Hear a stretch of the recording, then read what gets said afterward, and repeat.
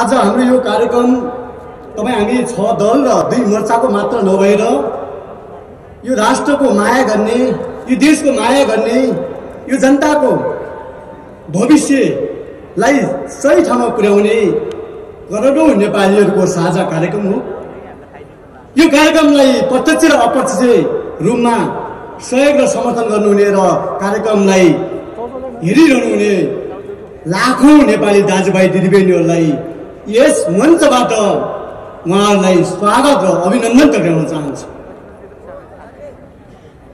पहिलो कुरा, यो एमसीसी सम्झौता खारेजी विरुद्धको संघर्षमा लामो समयदेखि सडकमा विभिन्न क्षेत्रमा गिरफ्तारी पर्नुहुने, घाइते हुनुहुने, अपाङ्ग हुनुहुने तपाईँ सहायता, आदरणीय सहायता र नेपाली कम्युनिटीहरू र नेपाली दाजुभाइ दिदीबहिनीहरूमा हामी तपाईहरूको यो बहादुरीलाई अभिनन्दन गर्न चाहन्छु। यो कार्यक्रमको सन्देश खबरदारी हो, प्रतिबद्धता हो, आह्वान हो, अनुरोध हो र परामर्श पनि हो।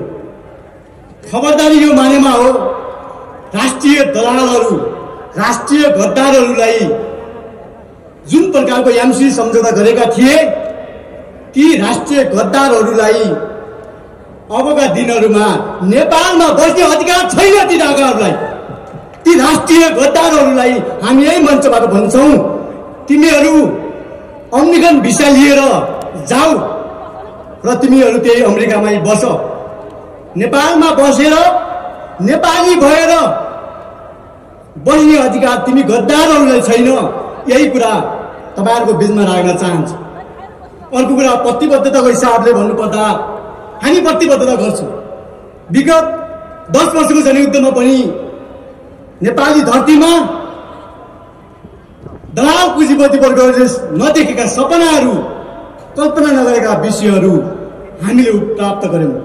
नेपालमा संविधान सभाबाट संविधान बन्यो, गणतन्त्र प्राप्त भयो, धर्मनिरपेक्षता आयो, समानुपातिक समावेशी लगायतका थुप्रै राजनीतिक उपलब्धिहरू हासिल भए।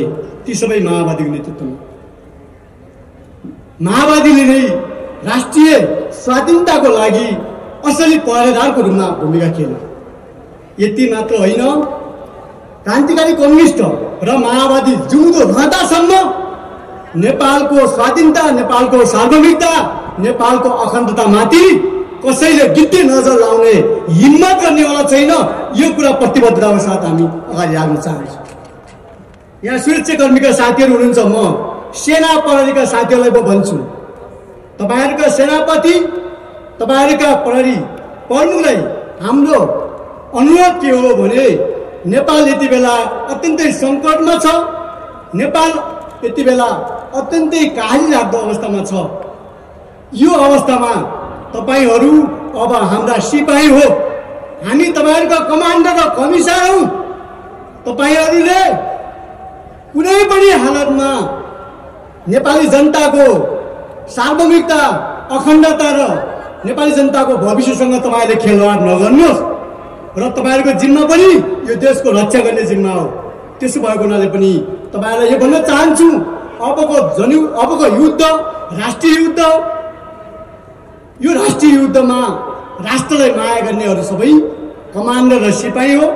यसका युद्ध मोर्चाहरू कसरी खोलिन्छन् भन्ने कुराहरू आगामी सङ्घर्षले नै तय हुनेवाला छ र हामी परामर्श पनि गर्दैछौँ। अब हामी राष्ट्र बचाउनलाई कुन प्रकारको कार्यक्रमहरू अगाडि सारौँ त तपाईहरुको बीचमा हामी आउँदैछौँ। यो 6 दल र 2 मोर्चा, त्यसकारणले यो प्रकारको सन्देश लिएर तपाईहरुको बीचमा हामी उभिएका छौँ। आज हामीले एमसीसी सम्झौता राष्ट्रवादी भनिरहँदा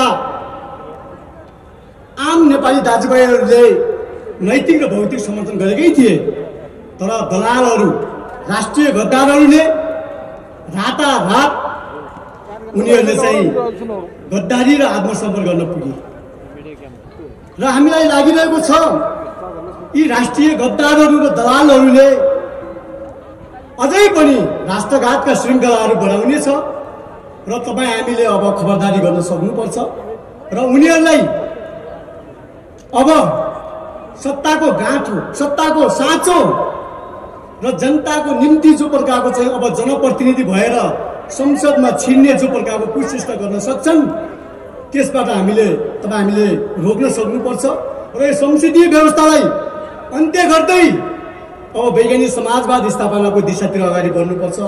आजको यो कार्यक्रमले पनि यो कुराको सङ्केत गर्छ।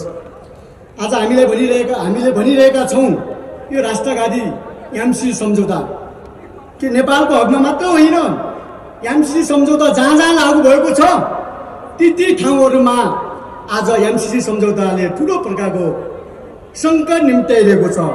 एमसीसी लागू भएर रद्द भएका देशहरूको म एउटा यहाँलाई नमुना केही यहाँ जानकारी गराउन चाहन्छु। मडागास्कर, माली, घाना, बेनिन र श्रीलङ्का। माडागास्करमा आफ्नो जग्गा एमसिए मालीबाट किन्नुपर्ने भएपछि जग्गा ठुला विदेशी पुँजीपतिको स्वामित्वमा पुग्यो। साना किसानहरू टाट पल्टिसकेपछि त्यहाँ सैन्य विद्रोह भएर 2019मा रद्द हुन पुग्यो। त्यस्तै अर्को नमुना घाना। विद्युत प्रसारण लाइन सम्बन्धी सम्झौता राष्ट्रिय हित अनुकूल नभएको हुनाले 2019मा त्यो रद्द हुन पुग्यो। त्यस्तै गरी अर्को बेनिन, जहाँ भूमि सम्बन्धी नयाँ नीति अगाडि सारेको थियो, भूपगडा मार्फत नापी गरियो। त्यसपछि लगानीकर्ताहरूले विदेशबाट समेत जग्गा किन्न सक्ने व्यवस्था भइसकेपछि त्यहाँ साना किसानहरू टाट पल्टिए, त्यहाँ पनि त्यो प्रकारको रद्द गरियो। श्रीलङ्काको सन्दर्भमा पनि भूमि व्यवस्थापन र सडक पूर्वाधारको विषयमा 48 करोड विनियोजन गरेको थियो, त्यहाँ जग्गाको विषयमा विवादित बनिसकेपछि एमसीसी सम्झौता रद्द हुन पुग्यो। र अब नेपालको सन्दर्भमा यो एमसीसी विभिन्न कारणले राष्ट्रघाती छ भन्ने कुराहरू हामीले बुझिसकेका छौँ। यसका एग्रिमेन्टहरू हामीले पढिसकेका छौँ। त्यस कारणले यो विषयमा म धेरै जान चाहन्न र म केही कुरा यहाँ उठाउन खोजेको विषय के हो भने एमसिए कार्यकारी निर्देशक खड्गबहादुर विष्टको अन्तर्वार्तामा 19 गते बिहिबारमा जो नयाँ पत्रिकामा निस्केको थियो, त्यहाँ उहाँको भनाइअनुसार 13,000 रोपनी जग्गा अधिग्रहण गर्नुपर्ने अवस्था आएको छ। 92 वडाहरू, 30 नगर र गाउँपालिका, 10 जिल्ला, 3 प्रदेश। अब प्रसारण लाइनको दायाँ बायाँ जग्गा 10 देखि 20% मुआवजा दिन सकिन्छ भन्ने कुराहरू उहाँले उल्लेख गर्नुभएको थियो। उक्त जग्गाहरू न त प्रयोग गर्न मिल्ने न त बैङ्कमा धितो राख्न मिल्ने। त्यस कारणले पनि नेपालमा जो प्रकारको उनीहरू प्रवेश गर्दैछ राष्ट्रिय सुरक्षाको मामिलामा त राष्ट्रघात गर्छ। किनभने एउटा सामान्य विद्यार्थीले पनि थाहा पाएको कुरा के हो भने कुनै पनि वैदेशिक सहयोगका विभिन्न स्वार्थहरू हुन्छन्, उद्देश्य हुन्छन् र उनीहरूका विभिन्न प्रकारका चाहिँ सोच हुन्छन्। त्यस कारणले पनि ती वैदेशिक सहयोगहरू राष्ट्रघाती हुन्छन्। तर कतिपय वैदेशिक सहयोगहरू राष्ट्रको हितमा प्रयोग गरिएका पनि छन्। जो बलियो देशहरू छन्, जहाँका नेताहरू दूरदर्शी छन्, जहाँका नेताहरू जनताप्रति जवाबदेही छन्, ती देशहरूमा वैदेशिक सहयोगले राम्रै महत्त्वपूर्ण भूमिका खेलेका छन्। तर यी गरिबहरू देशहरू, जुन गरिब देशमा पनि अत्यन्तै दरिद्र मानसिकता बोकेका नेपाल शासक वर्गहरूले ती वैदेशिक सहयोगको नाममा आफू मात्र होइन आफ्नो सम्पूर्ण नागरिकहरूलाई गुलामी बनाउने प्रयास गर्छन्। त्यसो भएको हुनाले यी विषयहरूमा एक प्रकारको हामीले यसको बारेमा हामीले धेरै कुराहरू पस्टाइरहनु परेन। र अब हामी एमसीसी सम्झौता कसरी हामी खारेज गर्छौँ त तपाईँहरूको बिचमा हामीले छलफल गर्ने नै छौँ। तर हाम्रो मान्यता कहाँ हो भने अब हामी यो एमसीसी विरोधी सम्झौता जो भएको छ, जो देशको निम्ति जो प्रकारको एमसीसी सम्झौता विरुद्धमा भएको छ, यो राष्ट्रघाती सम्झौता विरुद्धमा हामी सुनामी ल्याउने नै छौँ। यो सुनामीले यी शासक वर्गहरूलाई बटार्ने मात्र होइन, नेपालमा नयाँ प्रकारको राजनीतिक जो जनताको पक्षमा भएको राजनीतिक व्यवस्था पनि हामी अगाडि बढाउनेछौँ।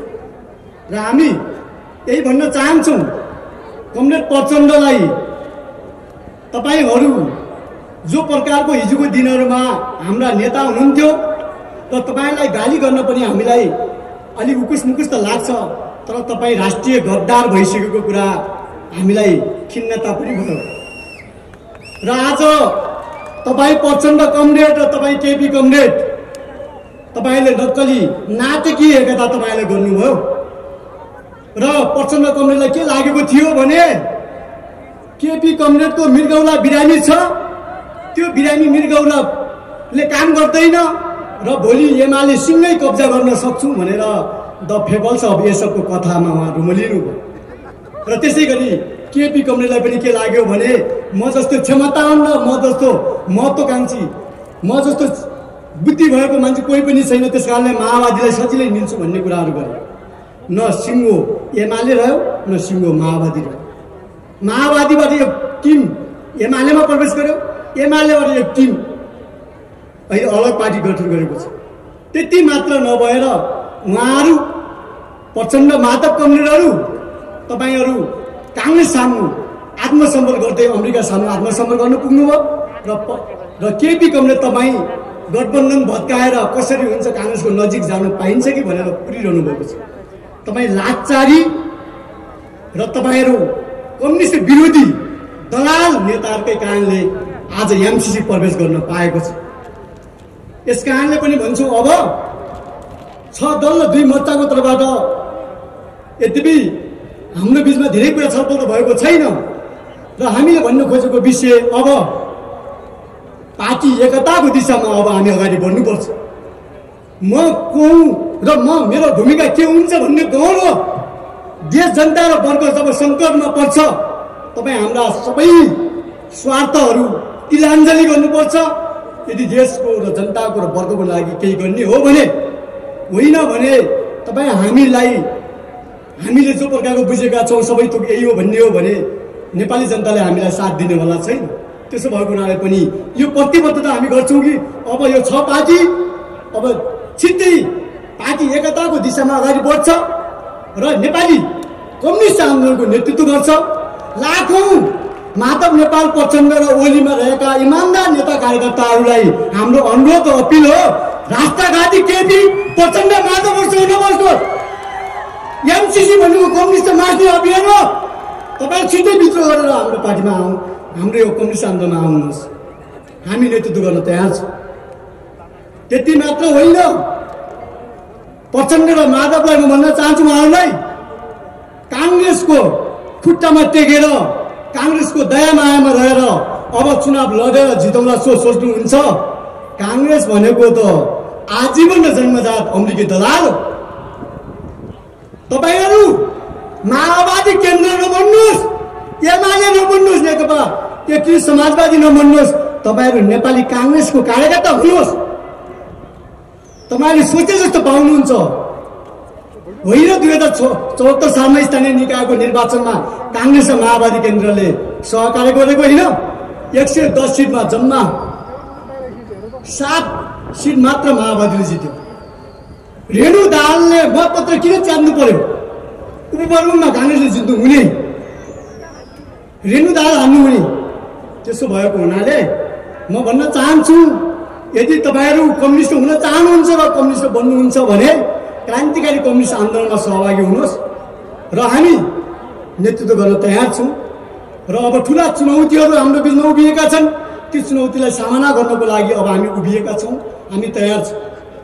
र आम सम्पूर्ण नेपाली दाजुभाइलाई म भन्न चाहन्छु हामी शान्तिपूर्ण जनसङ्घर्षको माध्यमबाट एमसीसी सम्झौता खारेज गर्छौँ।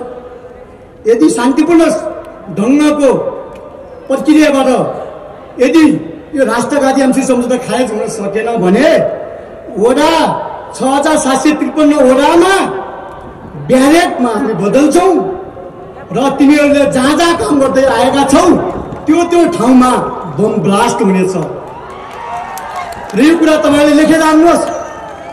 आज आइपिएसको अङ्ग होइन भनेर नाटक गरिरहेको छ। युक्रेनको मामिलामा यद्यपि हामी साझा धारणा त बनाउन पाएका छैनौँ। अमेरिका र रुसकै कारणले युक्रेन आज ध्वस्त भएको छ।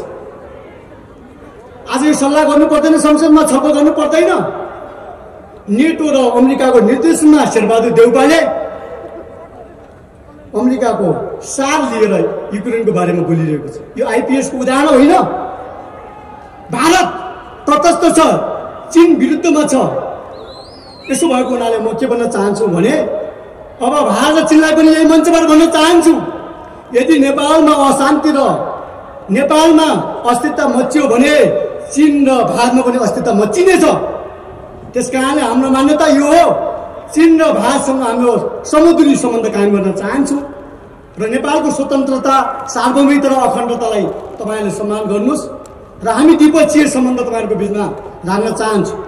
पञ्चशीलको सिद्धान्त, असंलग्न परराष्ट्र नीति, संयुक्त राष्ट्रको बडापत्र र सार्क बडापत्रलाई हामीले राम्रोसँग बुझेका छौँ र नेपाली जनताको आदेश अनुसार अब हामी चल्छौँ। त्यसकारणले गर्दा हामी एमसी सम्झौता यो कथित संसदबाट रोक्न सकेनौँ त जनताबाट अनुमोदन नभएको कुरा अमेरिकी सरकार र संयुक्त राष्ट्रलाई यहाँबाट जानकारी गराउन चाहन्छु र हामी जब अनुमोदन भएको छैन भने कार्यान्वयन हुने कुरै भएन। त्यसो हुनाले यो कुरालाई तपाईँहरूको बिचमा राख्दै आजको कार्यक्रममा अत्यन्तै महत्त्वपूर्ण समय दिएर जो आउनुभएको छ तपाईँ सम्पूर्ण सहयोगदा आदरणीय सबै कमरेडहरूमा र जनसमुदायमा हार्दिक अभिवादन टक्राउँछु। धन्यवाद। धन्यवाद कमरेड कर्णजित बुढाथोकीलाई।